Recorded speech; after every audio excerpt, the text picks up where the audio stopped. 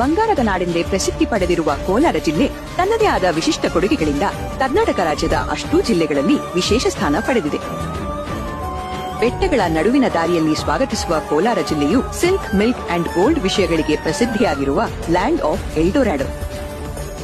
ಐತಿಹಾಸಿಕ ಹಾಗೂ ಪೌರಾಣಿಕ ಹಿನ್ನೆಲೆಯನ್ನು ಹೊಂದಿರುವ ನಮ್ಮ ಕೋಲಾರ ಜಿಲ್ಲೆ ಅಂದು ಗಂಗರ ರಾಜಧಾನಿಯಾಗಿತ್ತು. ಇಷ್ಟೇ ಅಲ್ಲದೆ ಎಂದೂ ಬತ್ತದ ಅಂತರಗಂಗೆ, ಬಂಗಾರದ ಕವಚ ತೊಟ್ಟಿರುವ ಬಂಗಾರು ತಿರುಪತಿ, ತಿರುಮಲದ ತಿರುಪತಿಯಷ್ಟೇ ಪ್ರಸಿದ್ಧಿ ಹೊಂದಿರುವ ಕರ್ನಾಟಕದ ಚಿಕ್ಕ ತಿರುಪತಿ, ರಾಜ್ಯದ ಮೂಲೆ ಮೂಲೆಗಳಿಂದ ಭಕ್ತಾದಿಗಳನ್ನು ಆಕರ್ಷಿಸುವ ಮುಳುಬಾಗಿಲು ವೀರಾಂಜನೇಯ ಸ್ವಾಮಿ ದೇವಸ್ಥಾನ, ಹಸಿರು ಬೆಟ್ಟಗಳ ನಡುವೆ ನೆಲೆಸಿರುವಂತಹ ಕುರುಡುಮಲೆ ಗಣೇಶ ದೇವಸ್ಥಾನ,